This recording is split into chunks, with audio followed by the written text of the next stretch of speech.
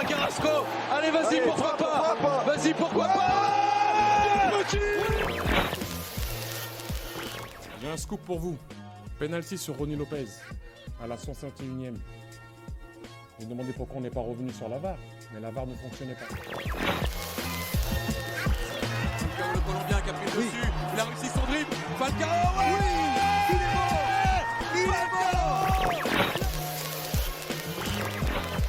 Ce soir, je vais dire tout haut ce que tout le monde pense tout bas.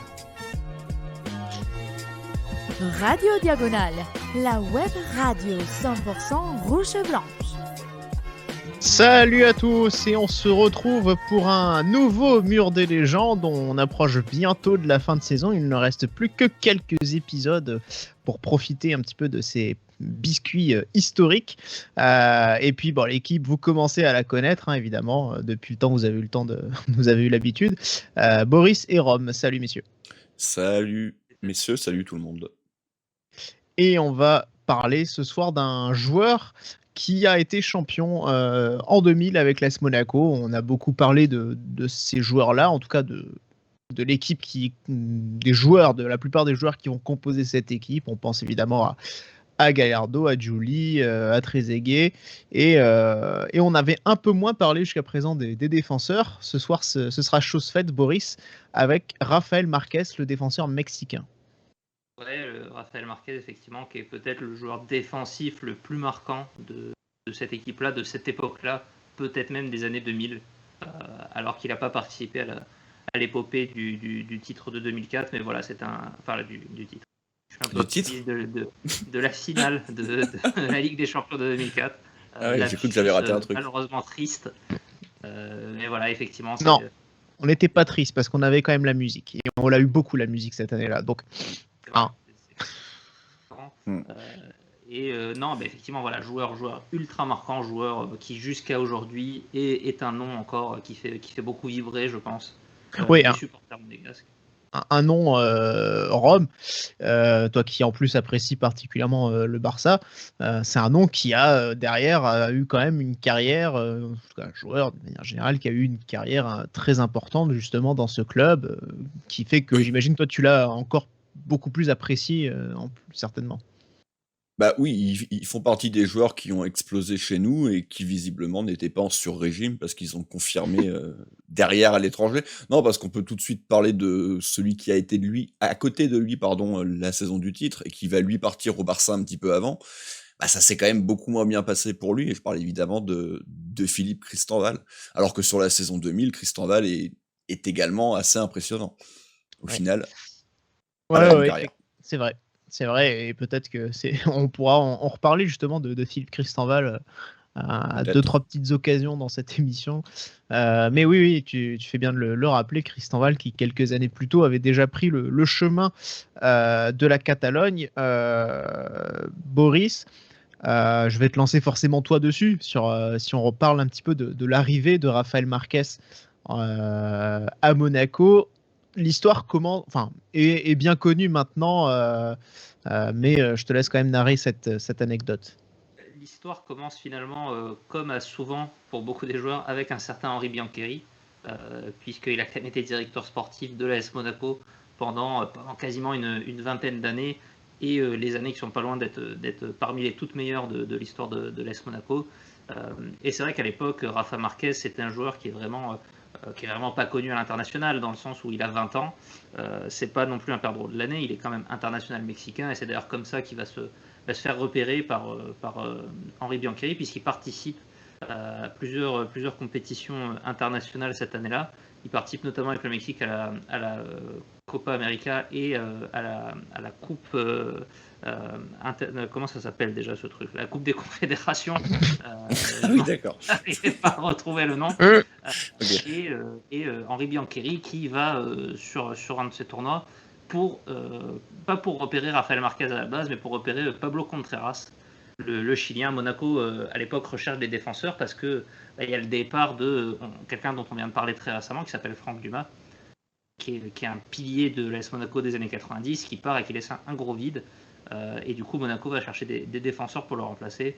Et en allant voir Contreras, Henri Biancheri va un peu faire coup doux puisqu'il repère aussi sur le terrain ce fameux Rafa Marquez, et il va tout de suite être impressionné par le joueur, par ses qualités, et il va mettre quasiment c'est lui qui l'a raconté, son poste dans la balance, puisqu'il va presque placer un ultimatum au président Campora en disant il faut absolument recruter ce joueur, et si vous le faites pas, vous pouvez prendre ma démission, parce que voilà, c'est un joueur qui l'a impressionné. Monaco qui cherchait sûrement un joueur peut-être un peu plus d'expérience pour remplacer Franck Dumas. Finalement, ils n'ont même pas eu besoin de ça. Ils ont été conquis par un joueur d'à peine 20 ans. Ouais, c'est un défenseur d'expérience pour associer à Christian Val, puisque Djetou, défenseur aussi, allait passer au milieu, et effectivement, ce défenseur d'expérience que Puel souhaitait, il s'appelait plutôt Carlos Gamara. Mais voilà, visiblement Puel on lui demandait pas trop son avis finalement en termes de recrutement. Donc c'est un défenseur finalement très jeune, Rome, qui arrive, 20 ans, mais au moment où il arrive, je crois que on peut dire que c'est quelqu'un qui a très vite fait l'unanimité, parce que ce manque d'expérience, en tout cas, on l'a pas vraiment ressenti en fait. Non, il va assez vite s'imposer. En plus, t'en as rapidement parlé, mais c'est vrai que Djetou allait être positionné au milieu de terrain. Donc, visiblement, à l'époque, était plus attendu quand même à un profil un peu plus stopper pour venir jouer à côté de Christian Val. Et au final, on va se retrouver avec deux joueurs, pour le coup, en défense centrale. Deux joueurs très jeunes également, parce que les deux ont la vingtaine. Et c'est vrai que si on faisait une comparaison avec ce qu'on a pu voir cette année avec Dizazi et Badiachil, qui sont deux joueurs très très jeunes aussi, qui ont fait une saison correcte, là, pour le coup, ces deux-là vont réaliser une saison assez exceptionnelle malgré leur très très jeune âge. Mais c'est vrai que voilà, autant un Philippe Christenval, un joueur qui en plus avait été formé au club, qui postulait aussi à l'équipe de France, qui avait quand même de solides arguments, dans la mémoire collective de ce titre, on peut dire on l'a quand même complètement oublié, notamment au profit d'un Rafa Marquez. C'est peut-être lié au niveau intrinsèque des deux joueurs sur la saison. J'ai quand même la sensation que Marquez avait été encore un ton au-dessus, en tout cas dans mes souvenirs. Mais il y a aussi ce dont j'ai parlé tout à l'heure, il y a la suite de la carrière. Et comme Marquez est resté présent pendant une paire d'années en Europe, et puis avec le Mexique, j'en parle même pas, puisque des Coupes du Monde, il en a fait 5, je crois, si je dis pas de bêtises. Donc Marquez, on nous l'a constamment rappelé, alors que Christian Val, ça s'est terminé très peu de temps après. Et puis entre ses différents passages à Marseille ou je sais plus dans quel club anglais, ça sera quand même très compliqué pour Christian Val. C'est pas Fulham. Donc on l'oublie aussi à cause de ça. Tigana qui avait peut-être très honnêtement, Oui, je pense que c'est beaucoup l'après Monaco pour les deux joueurs qui a joué. Mais c'est vrai qu'aussi sur la saison, mine de rien, un indice de ce que disait Rome, c'est que Rafa Marquez va être dans l'équipe type de la saison, pour donner une comparaison un petit peu entre les deux joueurs, ce qui va pas être le cas forcément d'un Christian Val. Donc on a un Rafa Marquez qui est sûrement encore un cran au-dessus d'un Philippe Christian Val, qui effectivement à l'époque, ça peut paraître, on a entendu d'autres comparaisons avec Zidane dans l'époque. À l'époque, c'était beaucoup vu comme le successeur de Laurent Blanc, Philippe Christian Val, dans vraiment ce profil de libéraux relanceurs très propres techniquement, qui en plus prend le même chemin en allant au Barça, mais qui malheureusement la comparaison va vite s'arrêter là, quoi. Et donc il arrive, c'est Bora Milutinovic, qui était un ancien joueur de l'AS Monaco dans les années fin des années 60, donc une période un peu sombre, qui était également un sélectionneur du Mexique. Rassurez-vous, on ne fera pas de mur des légendes sur Boris Milutinovic, déjà parce que c'est chiant à dire, mais en tout cas il dit c'est la meilleure affaire de l'été quand Monaco prend Rafa Marquez. Et il commence donc le premier match contre Troyes. On est alors à la 5e journée. Le moins qu'on puisse dire, Boris, c'est que sa première saison, du coup, elle est très pleine, puisque voilà, tu l'as aussi rappelé. Il est dans l'équipe type de la saison et auréolé, bien sûr, d'un titre national. Ouais, alors pleine, c'est peut-être pas le mot que j'aurais utilisé, dans le sens où on va le voir, c'est un joueur qui, sur ses 4 saisons à Monaco, va rater beaucoup de matchs. Que ce soit pour des blessures, pour des devoirs internationaux, on va dire. C'est le cas notamment cette année-là, puisque je l'ai dit, il dispute 2 tournois internationaux quand même dans le même été. Donc il arrive un petit peu tard, tu l'as dit, il commence qu'à la 4 ou 5e journée. Il va disputer en février 2000 la Gold Cup cette fois. Donc il va rater aussi une petite série de matchs en février. Il y a quelques blessures aussi par-ci par-là. Donc bon an mal an, il va combiner 23 matchs seulement en championnat à l'époque. Sur 34. Ouais. Donc il y a quand même des petits trous. Par contre, à côté de ça, à chaque fois qu'il joue, effectivement, joueur impressionnant, joueur qui dégage tout de suite une sérénité, qui est excellent défensivement, mais aussi dans tous les devoirs plus techniques, on va dire, dans la relance, dans l'utilisation du ballon. Donc voilà, c'est quelqu'un qui va tout de suite convaincre tout le monde, se mettre tout le monde dans la poche. Il remporte le titre à 21 ans, dès sa première saison en Europe. Le titre n'existait pas en tant que tel, mais c'est quasiment le meilleur défenseur du championnat de France à ce moment-là. Donc voilà, il n'y a que peut-être un peu l'Europe qui serait un peu plus dommageable pour le club cette saison-là. Lui notamment qui va être expulsé lors de l'élimination face à Majorque. Mais voilà, à côté de ça, c'est une première saison d'intégration absolument exceptionnelle. Et ce bon vieux Milutinovic avait sûrement raison. C'est un des plus beaux coups même de l'histoire de l'AS Monaco, je pense, si on prend le rapport entre la notoriété, le coût du joueur et puis le niveau démontré derrière, on peut s'accorder avec lui. Assez cher, malgré tout, parce qu'on parle de 50 millions à l'époque. De francs. Pour un joueur... Oui, de francs, évidemment. Évidemment, 2 francs. C'est pas si faible que ça. Badiachil, mais en euros aujourd'hui. Voilà, c'est ça. Mais en tout cas, Rome, la deuxième saison, par contre, elle est beaucoup plus compliquée. Monaco qui passe de la première à la 11e place au classement. Donc là, voilà, un peu. Il y a des absences la première saison, mais là, ça se poursuit, on va dire, aussi dans la deuxième, et elles sont plus fréquentes. C'est une saison compliquée collectivement, tu viens de le dire, on fait 11e, c'est la 2e saison de Puel, ça va mal se terminer. Lui-même est encore beaucoup en équipe nationale, et puis il va y avoir une grosse blessure qui va aussi le priver d'une... Au final, il va faire une demi-saison à peu près, 15 matchs de championnat, toujours sur 34, parce qu'on est sur ces saisons-là, il y en a 3-4 de suite où on est à 34 journées. Il y a la finale de Coupe de la Ligue, mais bon, c'est peu...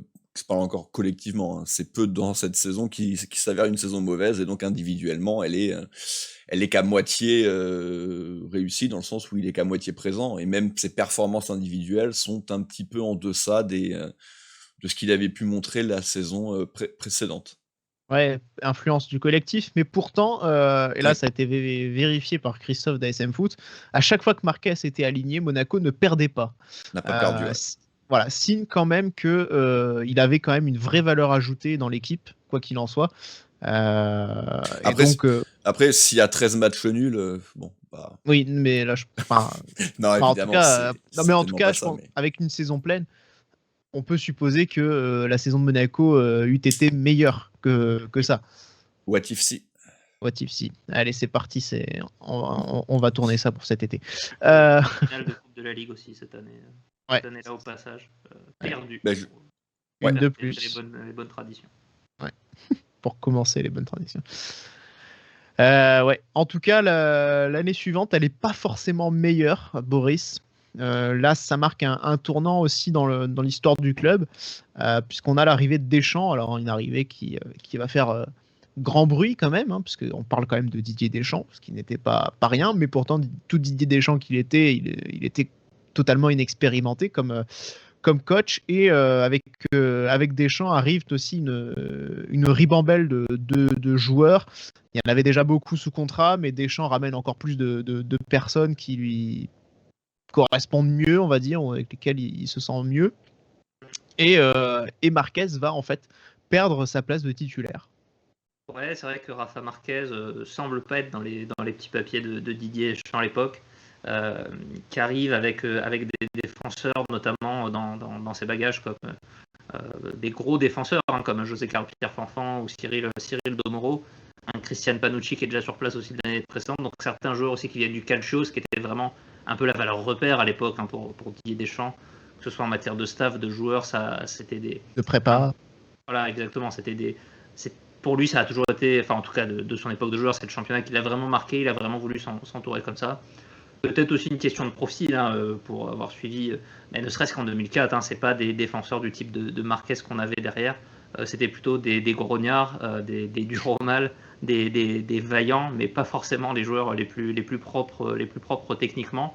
Donc effectivement, Rafa Marquez n'est pas le premier choix. Lui est peut-être pas très content d'être là aussi à ce moment-là. Il n'est pas forcément en dehors de synthé, il n'est pas forcément non plus hyper engagé dans cette saison-là, qui va être sûrement la moins intéressante, que ce soit pour le club qui finit 15e, pour lui, qui joue encore une petite vingtaine de matchs, et voilà, qui est beaucoup plus mise en concurrence. C'est sûrement sa saison la moins. Autant la précédente était collectivement ratée, mais lui restait peut-être le meilleur joueur, en tout cas une valeur très très sûre. Là, il y a un petit cran en dessous. Le courant ne passe pas vraiment avec Didier Deschamps, malheureusement. Et collectivement, c'est tout aussi catastrophique, voire pire encore, puisque Monaco finit 15e cette saison-là, donc il n'y a pas de quoi se réjouir. Tu l'as dit, effectivement, un Marquez peut-être un peu las, qui avait peut-être envie de partir. La saison d'après, par contre, Rome, saison 2002-2003, il redevient un titulaire, et on pouvait se demander comment Deschamps pouvait se priver d'un joueur comme ça, en tout cas ne pas accorder toute sa confiance à un joueur comme ça. Il repasse titulaire cette fois-ci, c'est avec un tout jeune défenseur également, qui revient de près d'Ajaccio, c'est Sébastien Schillaci. Et on retrouve un petit peu deux joueurs au profil un peu, pas de pur stopper, comme c'était le cas avec Christian Val, et l'association va bien marcher, même si elle ne va pas s'étaler vraiment dans le temps.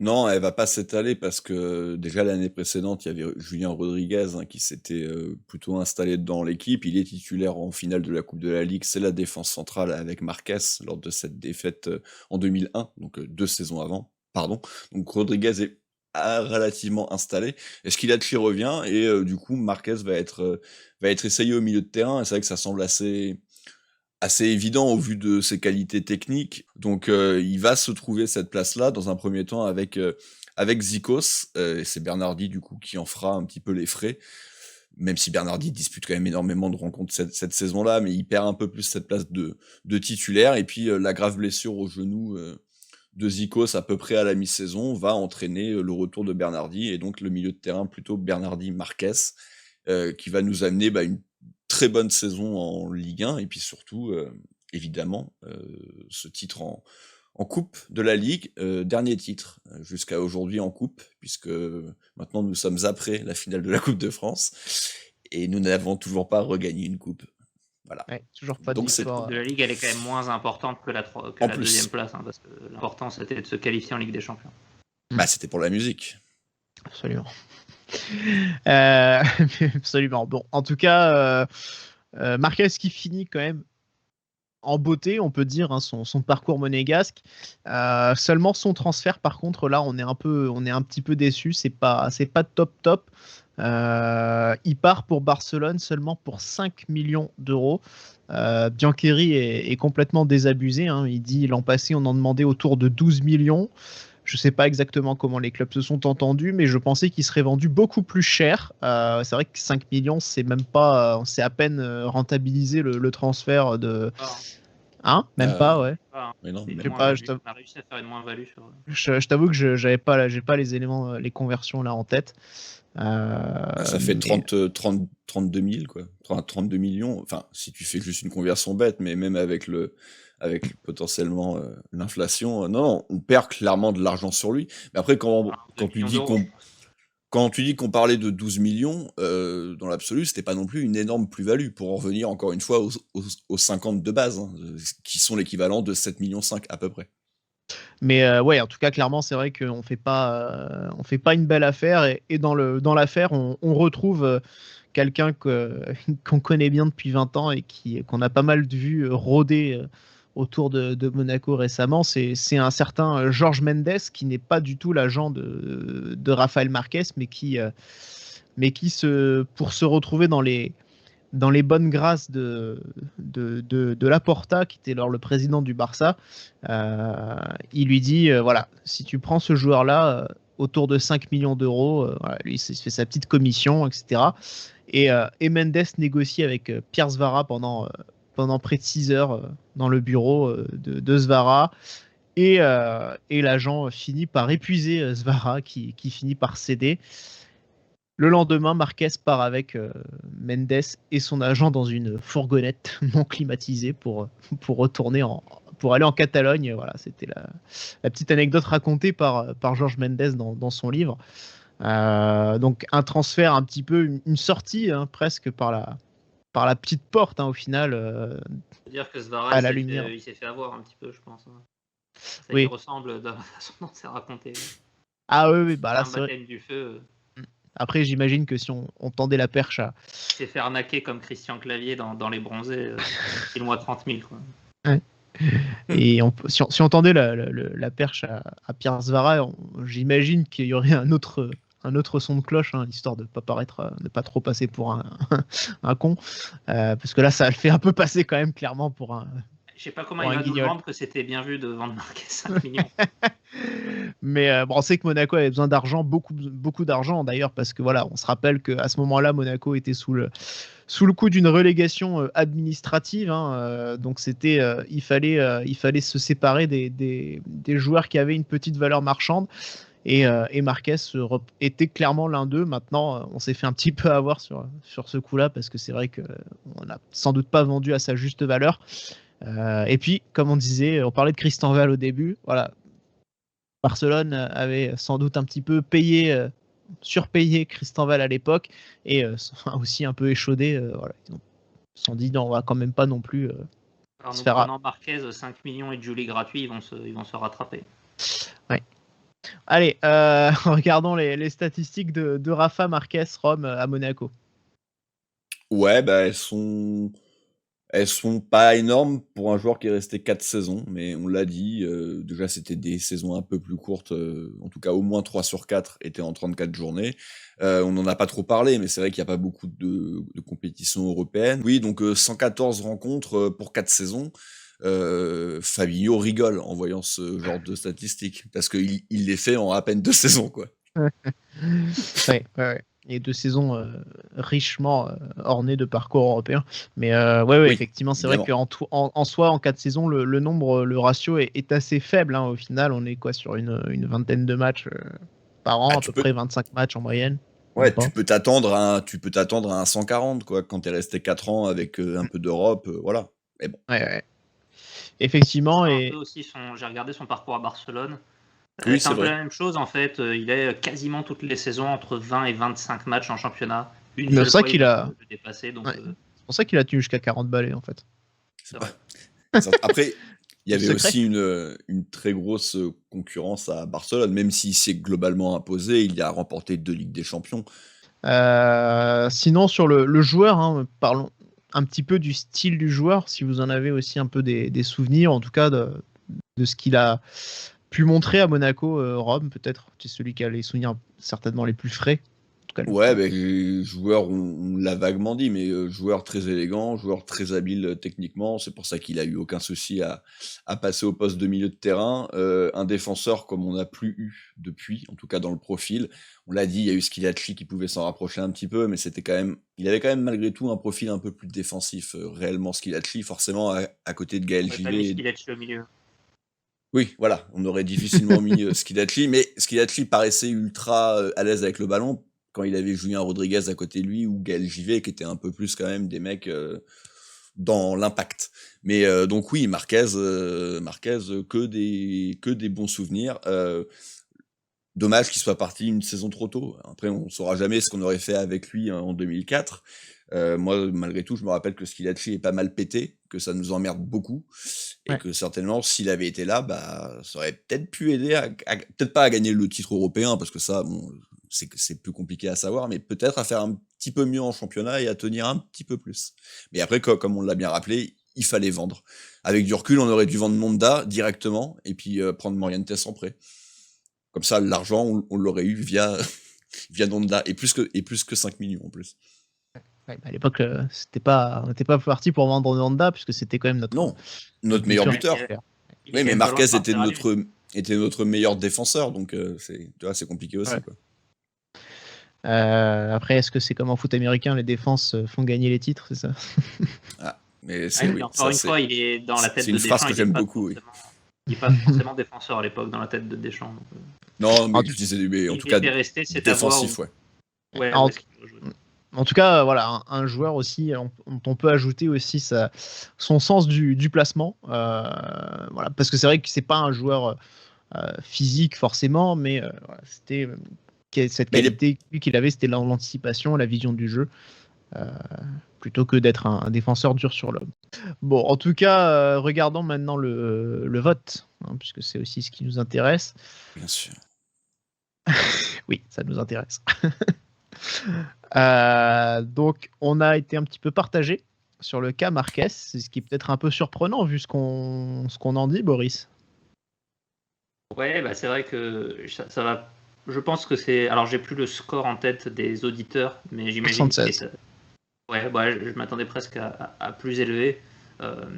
C'est vrai que je pense que pour beaucoup de gens, il y est naturellement, surtout les gens qui l'ont vu jouer à l'époque, qui l'ont connu, qui ont connu cette époque-là en tout cas.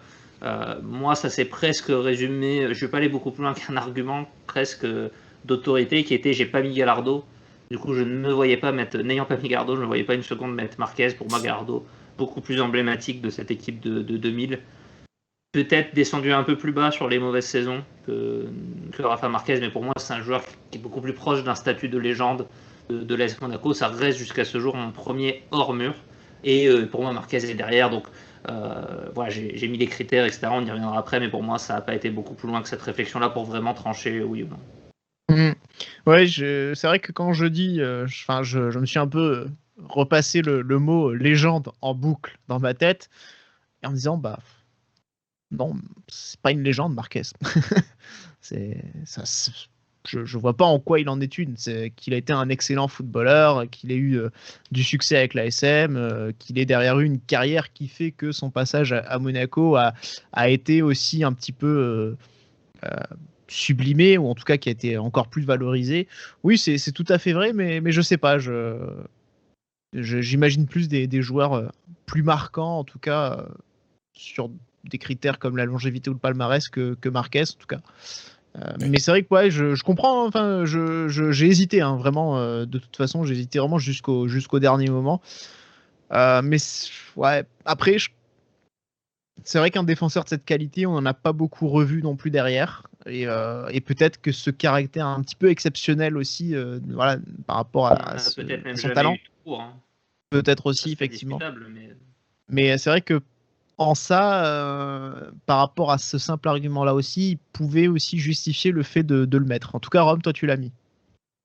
Bah oui, comme l'a bien dit Boris, je n'avais pas mis non plus Gallardo. Moi, par contre, j'ai mis Marquez. Globalement, j'ai l'impression qu'ils ont à peu près la même fiche, hein, donc de toute façon, c'est les mêmes années, donc longévité, palmarès, ça pique un peu. Par contre, sur le niveau et même sur la legacy, je suis allé plus haut pour Marquez. Et en fait, je suis allé plus haut pour une seule raison, c'est parce qu'il est défenseur et qu'en fait, on s'en rend compte quand même depuis le début qu'on fait les émissions, il est très compliqué pour les défenseurs de se faire une place sur un mur des légendes, comme il est très compliqué pour les défenseurs d'être élu meilleur joueur d'une saison dans n'importe quel championnat du monde, d'être Ballon d'Or, j'en parle même pas, même s'il y a toujours quelques contre-exemples.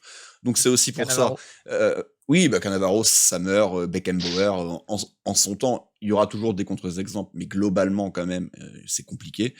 Et il est ultra marquant, c'est pour ça que moi je suis monté même à 5 ans en Legacy, parce que très honnêtement, de cette saison du titre, il y a peut-être Trezeguet, peut-être Gallardo aussi, dont on va penser en premier, mais sur le secteur défensif, ça sera clairement Marquez, on le disait un petit peu, Christian Val, on l'oublie un peu, même Willy Sagnol, hein, alors que quand même il était là, il était déjà très très bon, mais c'est pas le premier nom qui te vient en tête, alors que Marquez, oui, parce qu'il a éclaboussé de sa classe le club pendant les 4 saisons qu'il est resté au club, il a quasiment toujours été top quand il était sur le terrain, on l'a bien dit, sa deuxième saison, il est beaucoup blessé, mais quand il est là, le club ne perd pas, c'est un top défenseur, et en fait, il me fait un peu penser à ce qu'on avait pu dire sur Glenn Hoddle.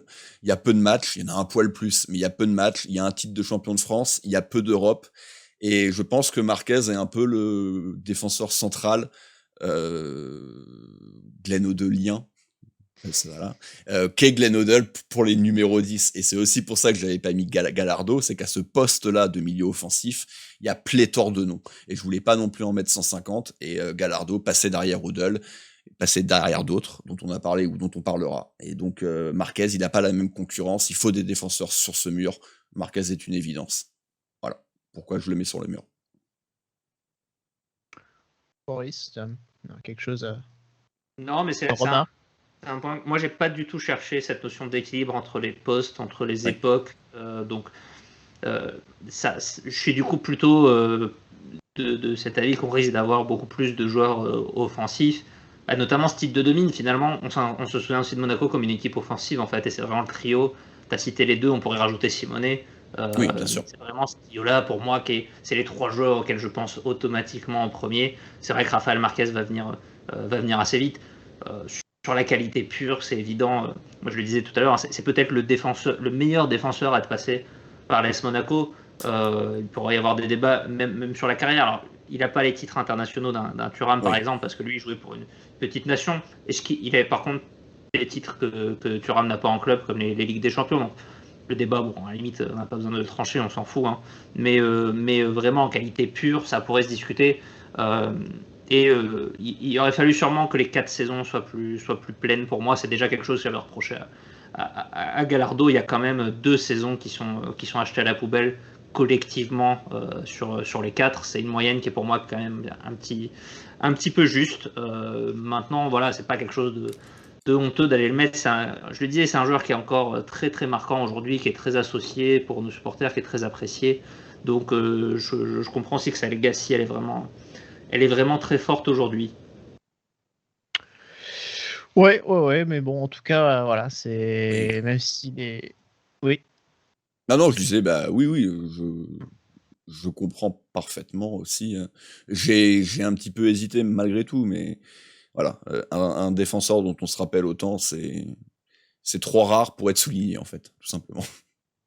Ouais, je peux comprendre. Après, c'est pareil comme Boris, je cherche pas forcément à ce qu'il y ait un équilibre entre les différents postes. Ça, on a mis quoi ? On a mis Amoros et Petit, je pense. Et Emmanuel Petit, ouais. Mais qui, eux, sont des monstres de longévité, effectivement, ouais. par rapport à ça, et puis qui avaient quasiment le même niveau. Enfin, on pourrait arguer qu'ils avaient le même niveau, même intrinsèque qu'un Marquez, quoi. Mais en plus, ils ont un peu plus de choses à vanter, que ce soit en titre. Ah oui. Ça ne remet pas en cause leur place, oui, ça c'est sûr. C'est pour ça qu'il y a une petite... Moi, je voulais juste ajouter que Marquez rentre aussi dans la case des joueurs de l'AS Monaco qui ont eu des démêlés avec la justice, à l'instar de Franck Dumas et de Roland Courbis. Donc, il est dans cette catégorie de défenseurs-là. Lui, c'est peut-être encore le niveau... On voulait faire une émission équipe type repris de justice. C'est beaucoup des défenseurs, malheureusement. Oui, c'est ça. Et puis tu peux rajouter... Bon, c'est pas un problème Marquez au milieu. Hein. Ouais, voilà. Oui, c'est ça. Ouais. Marquez, Courbis, Dumas, on a déjà une assise défensive. C'est propre. Donc, j'ai pas d'autres noms là comme ça qui me viennent. Mais... Est-ce qu'on peut considérer que Roger Mendy aurait mérité de passer au tribunal? Alors, on a... On part sur un défenseur là, donc... Ouais, oui. Mais alors, et en plus, on en aura un 5e, hein, mais on va pas tout faire tout de suite. Oui, c'est...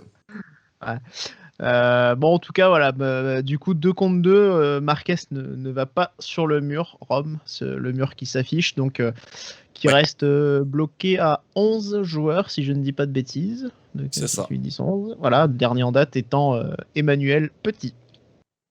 Prochain rendez-vous pour le mur des légendes, eh bien, ce sera un retour dans les 60s, dans les années 60, avec Lucien Cossou. Donc lundi prochain, Lucien Cossou qui peut-être sera un nom un peu vague pour certains, et pourtant joueur qui a quand même son nom affiché très haut sur les tablettes du club sur plusieurs points. Donc on parlera de tout ça en détail. Ce sera la prochaine émission.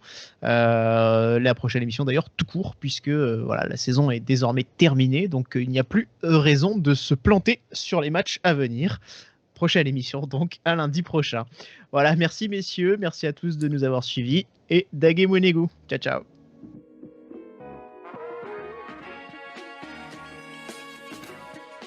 Et bisous.